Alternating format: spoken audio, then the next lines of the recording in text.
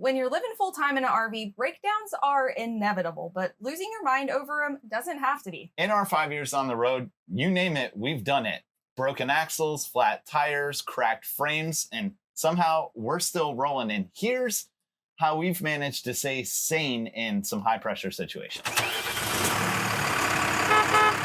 We appreciate y'all coming to hang out with us, the Project RV Living Lost podcast, where we talk about our life on the road and how sometimes we get a little lost along the way. If it's your first time hanging out with us, I'm Victoria, this is Thomas, and we've been on the road for 5 years full-time in our RV. On our YouTube channel, we love to share hidden gems and cool places to go in your RV along the way, but this podcast gives us a great opportunity to show more of our everyday life with you. Whether you're a weekend warrior or you also live full-time in your RV and you've dealt with some of these stressful situations, this podcast might be for you. It's kind of like our survival guide as to how to handle breakdowns and not lose your chill. And stay married.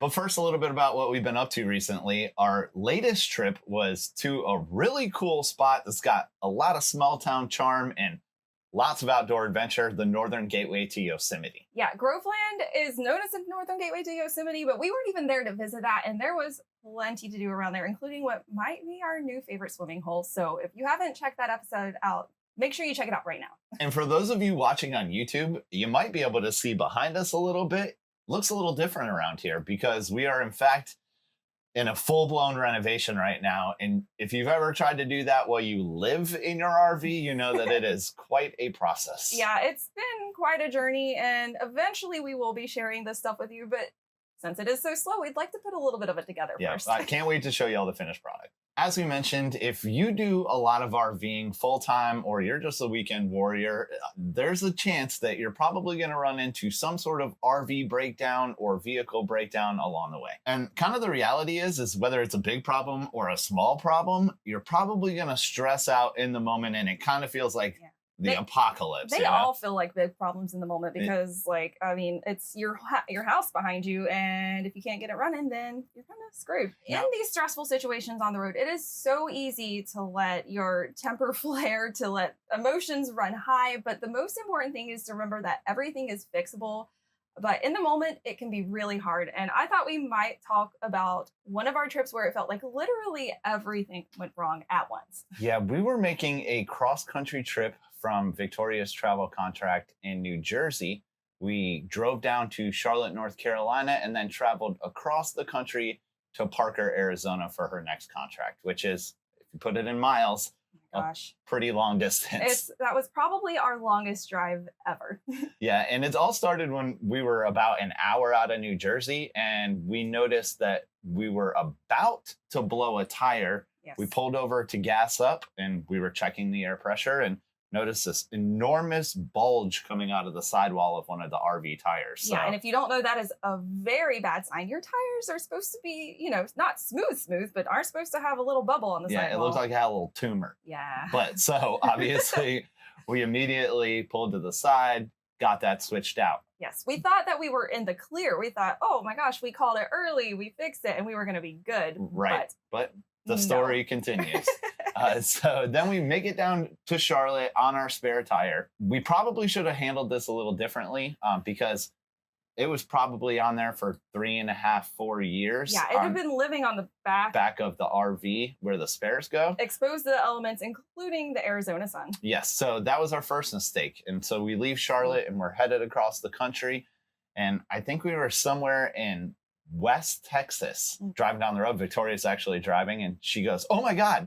And all of a sudden you can see in the side mirror that our tire that we had changed out is shredded.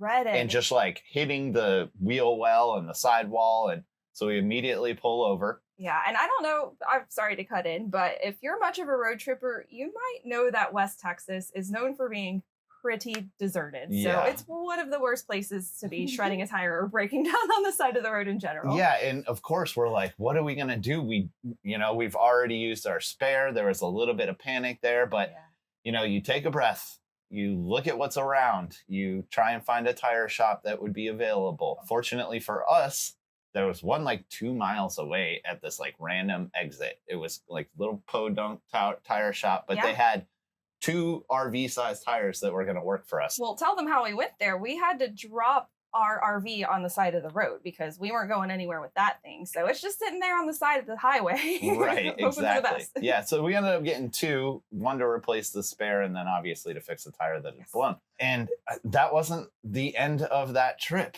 unfortunately. So then we finally make our way to Arizona and we gassed up probably about 40 miles from our final destination in Parker. Well, somewhere between us gassing up, because on cross-country road trips, you're going to want to do a lot of checking things every time you stop. And we're pretty diligent about it. So I know that there was nothing wrong when we left that gas station. But by the time we arrived to the RV park, it was late at night. You couldn't really see anything. So then I go outside the next morning and I'm kind of setting everything up outside. And I noticed that for some reason, the RV is like drooping. Yeah, we had a hard time the night before getting it level and we could never get it quite level and we couldn't figure out exactly why. Well, comes to find out, we had actually cracked our frame. Yeah. The bracket that holds on one of the suspension arms literally ripped and like bent into the rest of the frame. It's really hard to explain it, but if you're watching on YouTube, we will show some clips.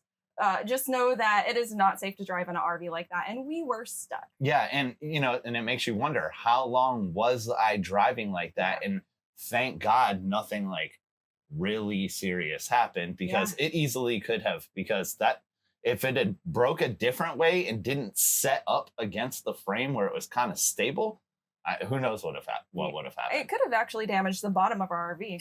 Yeah. And so then obviously we got to figure out how to fix this problem. Meanwhile, I'm about to start my new job in 2 days? Right.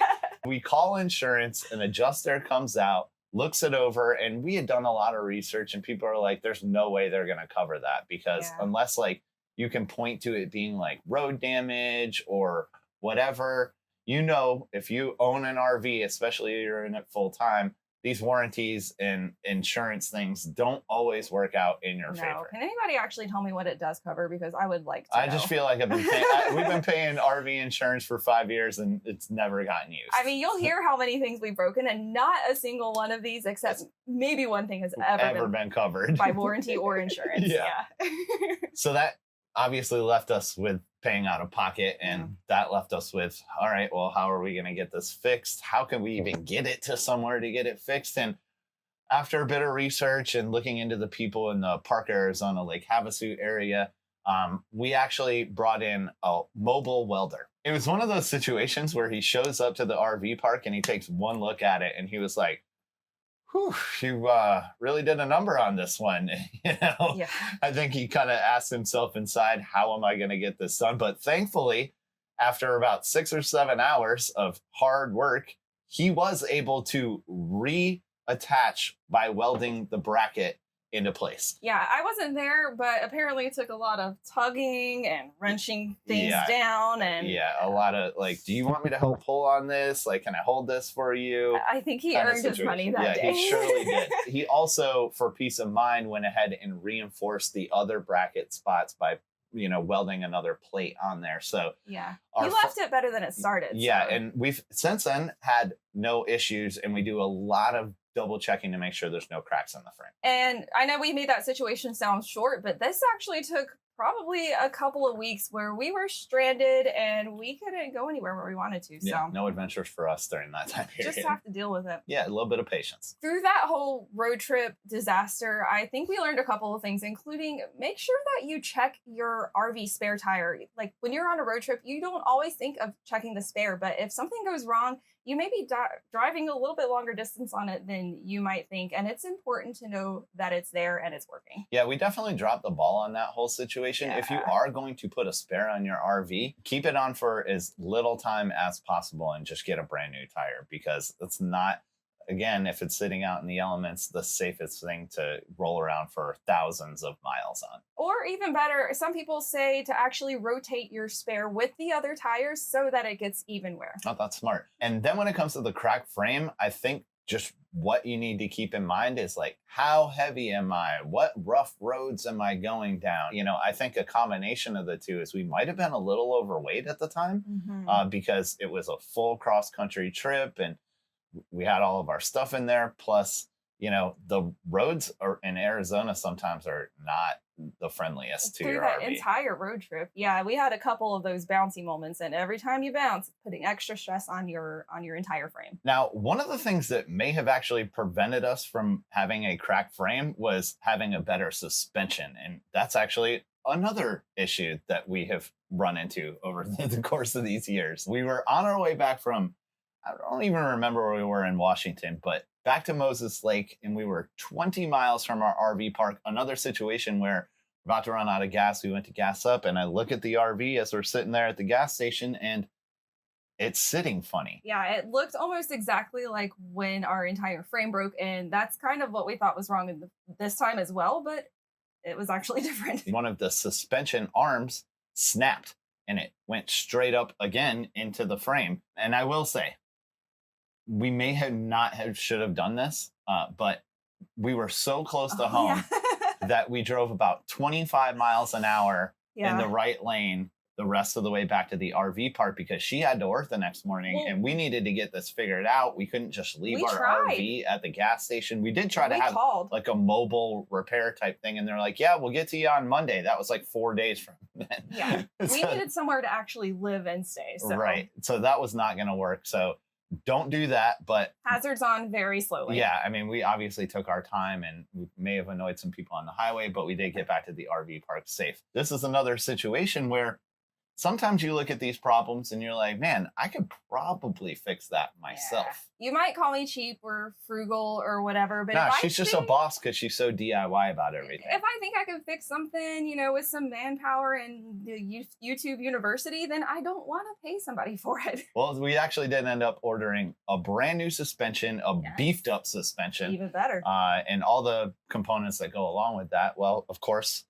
we get everything and we jack the RV up and we start messing with things and we're trying to get it on, and we spent an entire day and we didn't even get one side on. Yeah, that was a little bit disappointing. And we kind of threw in the towel. It was time to call the professionals. Yeah, so big shout out to KJ Automotive in Moses Lake. They actually brought a couple of guys out to our RV site and were able to get it done in like less than a day. Yeah, I mean, but I also didn't feel so bad about our efforts because it took them a little while and quite a few people to really tug this thing into place. Once again, they had like these little tension whatchamacallits, and they were actually having to pull and shove. So I think we did what we could. Yeah, for the tools we had, we did what we could. Yeah. And good news, suspension rides like a dream now. No more of that cracking and creaking as you go down the road. One repair that we actually caught in time, but could have been really bad if we didn't, was our broken axle, because we were about to hit the road from Greenville.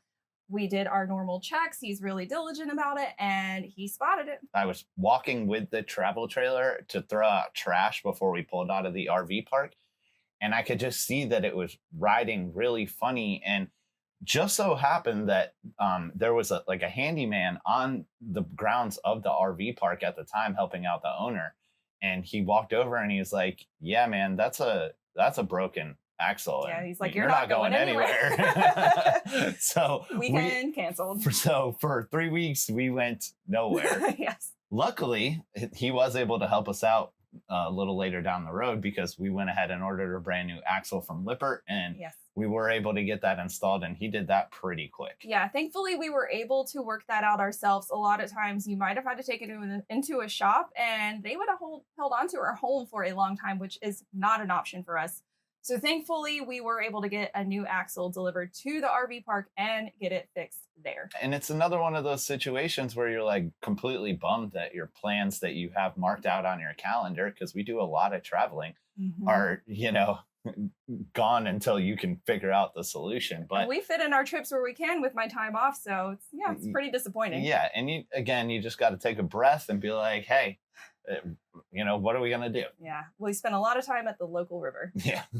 All of those repairs that we've just talked about, none of those were cheap at all. Like, we're talking multi-hundred, if not maybe thousands of dollars to repair those things. But those aren't the only repairs you're going to come across on the road. There are also the small things that break, things that you don't even realize are there until they're broken. Right. Well, this one we knew was there, but did prevent us from leaving one of our locations, was a tongue jack that wouldn't work. We were going to hook up when we were done with Victoria's contract in Alabama. It was the holidays. We were trying to get home for Christmas. We were on a tight schedule, and we go to leave and press the button.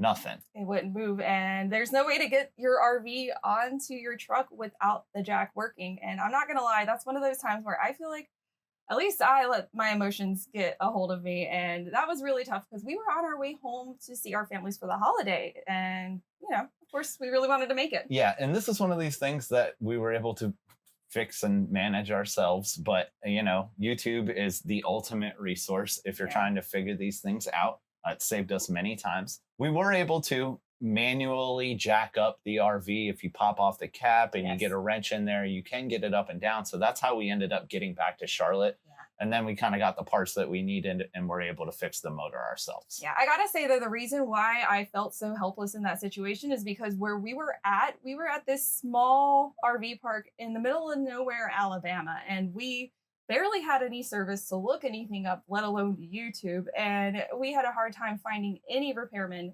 even close to us. So. Yeah, and I mean, again, tight timeline, trying to see the family for the holidays. You just kind of got to like take a breath and be like, we'll figure this out. Yeah. But like the more we like panic about it, your mind's just racing. Like, what do we do? Are we not going to make it? Blah, blah, blah. Just we had somewhere to sleep, slept on it, woke up the next morning, and we fixed it. Yeah. Another small thing that also still kept us from going places was when our RV slide cable broke. And this has actually happened a couple of times. Yeah, we were in New Jersey, again, about ready to go pack up, or we basically had it packed up. We were putting the slides in, and all of a sudden, the top part of the slide just like falls out a little bit. And we were like, uh-oh, is that even something we can fix? But it is definitely something you can fix on your own. Victoria is really good with finding all the parts. And, if you don't know us, she's the very handy one around here. That's one of those things that honestly, I don't think I'd ever even paid a single bit of attention to before it broke. Yeah, no. And again, it's one of those things where you just kind of roll with the punches and whatever happens, you got to figure it out in the moment. Yeah. So we just bought some supplies off of Amazon. And if yours breaks, we actually have a full video on how to fix it. And honestly, it wasn't so bad. And we were prepared for the future now because we carry an extra cable slide with us just in case. Another small thing was when we were in Oregon, something happened with the power in our RV, and somehow our battery kept dying, and we could not figure out what the issue was. Well, it turns out it was our converter. Yeah, if you don't know what a converter is, it changes your shore power when you're plugged in into DC power, and it actually charges your battery. And that's what's going to be running all of your lights on the ceiling, a lot of your fans. There's quite a few things ran by DC power in your RV. However, if your converter doesn't work, it's not changing that over, and it's never charging your battery. So even though you might have power for your regular plugs, none of your lights are working. Sometimes your fridge doesn't work. So it's not completely livable. Yeah. And in the moment, and I know she sounds like an electrician right now, but I learned a lot from this. we are not electricians, but you just kind of figure it out. But in the moment, you're like, there could be a short in a wire anywhere in this, and you're not sure where it's coming from. And again, it's just about doing your research and, could this be the problem? Well, we did have to take it to a shop. This was the only thing that was ever covered under our warranty, by the way. Thank goodness. It was like a $400 part. He was able to order it. I forget it. I think it was P&W Auto Works or something like that. Yes, that's exactly what it was. Good memory. Yeah, took care of us. And he was able to get that switched out in like under an hour. And we actually really lucked out with that because usually he said that he would have had to keep our RV there for a couple of days, especially given that it was warranty work and they actually have to approve it and it's a long process. But he was nice enough to let us take it in, him look at it, then order the part, and we brought it in and he was able to get it done, and we never had to pay for a hotel room. I'm getting a little heated, and I feel like we should stop talking about all of the repairs that we've done. And I feel like we could mention so many more, but maybe we can talk about what to do in the moment so that you can stay calm, cool, and collected. Yeah, obviously, the first thing that you're going to do when you're on the road and something breaks is you're going to want to get safe, and then you can panic. But, try and handle the situation where you get off the road, you get out of everybody's way in a safe place. Yeah. You know, don't just like jerk it off the road. Like make sure you're in a good spot to like get out and look things over. And once you and your RV are safely on the side of the road, then you can completely break down. But while you're doing that, make sure you take plenty of photos of whatever's going on, because while it may not have worked for us ever, it may work for you to be able to submit this to your warranty or your insurance, and maybe you can get it fixed that way. And whether you're full-time in your RV and you're like, where am I going to sleep tonight? Or like you just plan a couple of trips a year and you're out on the road and something breaks, I think one of the most important things to do is to remember to not rush your decisions, because obviously you want to get back on the road, but that could cost you more money than you're trying to spend. Yeah, it's important you can actually call around to different shops in the area, because sometimes you can save money that way. Right. You get as many quotes as you can.